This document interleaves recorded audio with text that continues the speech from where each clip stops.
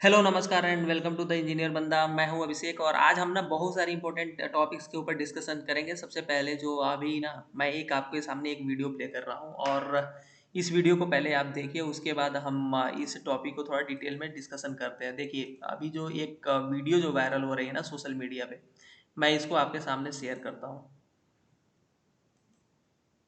Again, I would like to nominate this great president for Nobel Peace Prize because I genuinely feel that he is the most genuine and most wonderful candidate for Peace Prize because he has now यहाँ पे आप जो यहाँ पे Meloni जो पीछे खड़ी हुई है ना, इनके जो रिएक्शंस देख रहे हो उसको देख करके आप बिल्कुल सरप्राइज मत हो, because she was quite surprise the way आपके शहबाज शरीफ ने ना जो सारी चीज़ें बोली हैं। और एक जो स्क्रिप्ट जो होता है ना कि एक एक व्यक्ति जो होता है हमेशा काइंड ऑफ बूट लिकिंग और एक तरीके से चाटुकारिता करने में सबसे आगे होता है, तो Shahbaz is that kind of person. And now थोड़ा सा मैं रिज्यूम करता हूँ एक बार वीडियो को।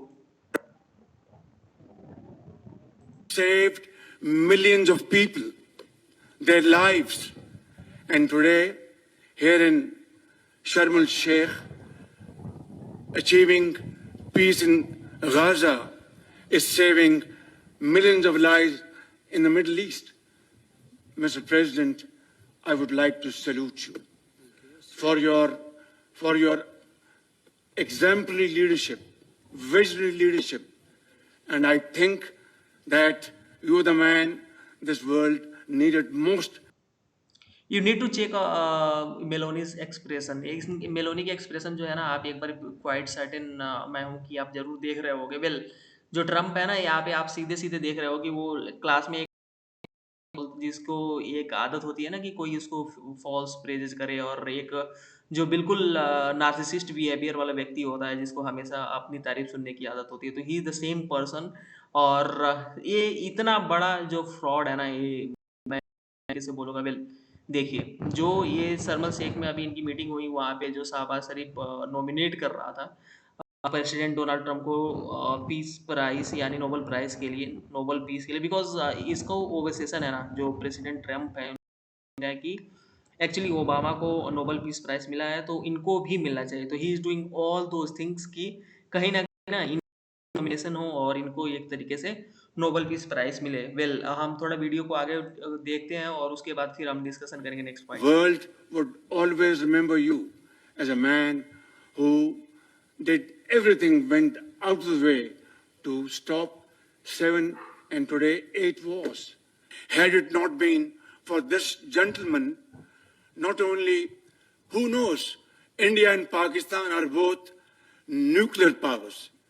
Had he not वेल, मैं इस वीडियो को यहीं पे थोड़ा सा पॉज कर देता हूँ और हम मैं आगे इस चीज़ को डिस्कस करूँगा आपके साथ। देखिए, ट्रम्प और वर्ल्ड लीडर्स गैदर हुआ इन लोगों का, और इजिप्ट में सीज फायर डील के लिए जो उसमें ना नेतन्याहू भी ऑब्सेंट है। और एक चीज़ सरप्राइजिंगली आप चीज़ देखोगे कि पाकिस्तान ने अभी तक कभी भी ना ये एक तरीके से इजराइल को रिकॉग्नाइज ही नहीं करा है, और उस पीस डील पे ये सारे लोग साइन करेंगे, मतलब कि पाकिस्तान ये बोलेगा कि ये पीस डील होनी चाहिए जिसको उसने रिकॉग्नाइज ही नहीं किया है। तो वेल, एक तरीके से जो हाइपोक्रेसी की एक सीमा भी होती है ना, वो भी क्रॉस कर चुके हैं ये लोग।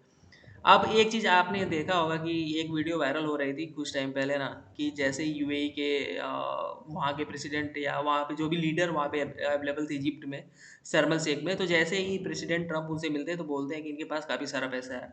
जो अभी फाइनेंशियल कंडीशंस है ना यूएसए में, वो काफ़ी बेकार होती जा रही हैं। और आप देखोगे कि जो डोनाल्ड ट्रम्प की टीम भी है ना, उसके पीछे जो भी लोग पहले हुआ करते थे वो लोग भी धीरे धीरे गायब होते हुए दिख रहे हैं, क्योंकि आपने देखो एलन मस्क हो या कोई भी हो, उन्होंने अपने आप को धीरे धीरे साइड लाइन कर लिया है। बिकॉज एवरीवन नोज कि जैसे इन्होंने पिछले 50-60 सालों में डॉलर के दम पे इन्होंने डॉलर छाप छाप के और दुनिया भर में जो एक तरीके से अपनी जो चलवाई है उसको अब कहीं ना कहीं पुशबैक लग रहा है। और जैसे ही हम लुकिस्ट की बात करते हैं या जो इधर की कंट्रीज है ना, उन्होंने जैसे ही गोल्ड वगैरह जमा करना शुरू कर दिया तो उसके बाद काफ़ी प्रॉब्लम्स क्रिएट होंगी। और ये बात बिल्कुल सीधी साफ स्पष्ट तरीके से पता चल रही है कि कहीं न कहीं एक तरीके से बड़े क्राइसिस की तरफ ये दुनिया जो है बढ़ रही है।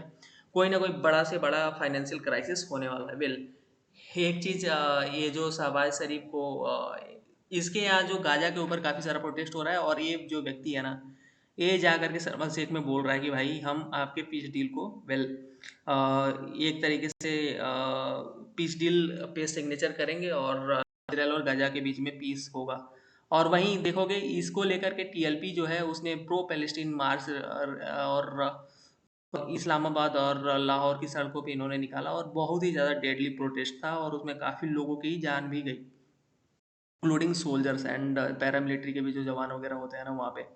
तो ये काफ़ी शेमफुल है क्योंकि देखिए एक चीज़ मैं बताऊँ ना, जब इमरान खान की गवर्नमेंट थी और जब यूएसए वहाँ से विथड्रॉ कर रहा था, तालिबान वहाँ पे वापस आ रही थी अफ़गानिस्तान में, तो उस समय काफ़ी सेलिब्रेट कर रहे थे पाकिस्तान की। देखिए कहीं न कहीं जो हमारा अफ़गानिस्तान है ना, वो एक तरह से बैकयार्ड है और एट द एंड हम इसको अपने स्ट्रेटेजिक डेप्थ के लिए यूज़ करेंगे। स्ट्रेटेजिक डेप्थ क्या कि अगर आप देखोगे कि डूरन लाइन में आपको दिखाऊँ यहाँ पे, तो स्ट्रेटेजिक डेप्थ ये चीज़ है कि कहीं न कहीं ये चीज़ पाकिस्तान ये समझ रहा था कि जब भारत और एक तरीके से पाकिस्तान के बीच में जब कोई भी कॉन्फ्लिक्ट वगैरह होगा ना, तो उस समय क्योंकि पाकिस्तान एक तरीके से काफ़ी पतला है, एक पतला-सा इसका एरिया दिखता है, विड्थ इसकी कम दिखती है, तो ये अफ़गानिस्तान की टेरिटरी को यूज़ करेंगे as a strategic depth. But at the and ना, अफ़गानिस्तान ने डूरंड लाइन को ही मानने से इनकार किया, जैसे भी आपको बताया था वीडियो में। तो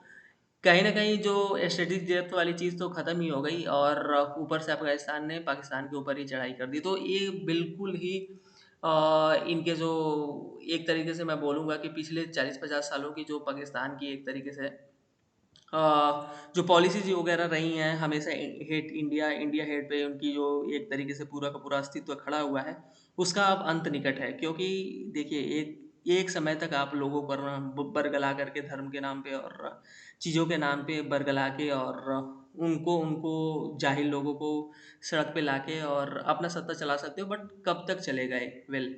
एक ये और ये हेडलाइन आपके जो स्क्रीन पे दिख रही है कि anti Israel protest rock Pakistan police fire on Gaza protester, what we know so far about violence that killed 11 in 3 days. तो ये नंबर जो है 11 इन 3 डेज है ना, ये नंबर्स काफ़ी ज़्यादा बढ़ेंगे आने वाले दिनों में। और आपको पता ही है कि किस तरह की वहाँ की जनता है पाकिस्तान की।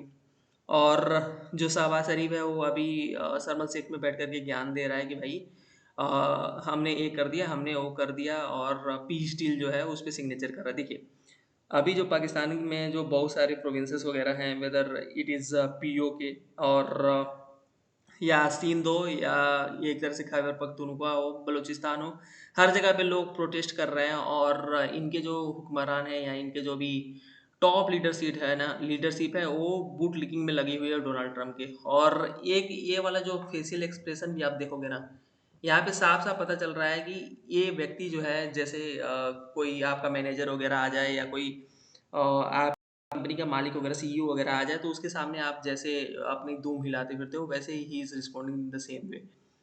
अब इशू ये है कि मुझे लगता है कि डोनाल्ड ट्रंप जो है ना, जिस तरीके से इनका माथा हिला हुआ है, जैसे क्राइसिस आने वाली है, तो ये साथ-साथ अपनी बेइज़्ज़ती तो करा ही रहे हैं, वर्ल्ड लीडर्स की भी बेइज़्ज़ती साथ-साथ में करा रहे हैं। और जो मेलोनी का वो यहाँ पे रिएक्शन था, that was great at some extent, you know. So if there will be something new और कुछ नया अपडेट वगैरह आएगा तो मैं ना अपडेटेड वीडियोज़ इसके ऊपर बनाता रहूँगा। तब तक के लिए बहुत-बहुत धन्यवाद and at the end I will like to request please have some comments and so that मेरा जो रीच है ना, वो एक तरीके से बढ़ जाएगा और अधिक से अधिक लोगों के पास जो है वीडियो एक तरीके से रीच आउट होगी। तो इससे क्या होगा कि थोड़ा मेरे सब्सक्राइबर वगैरह बढ़ जाएँगे और मैं थोड़ा और भी अपडेटेड वीडियोज़ आपके सामने लेकर के आ पाऊँगा। Eight the and I would like to thank you. Thanks everyone for watching. Bye.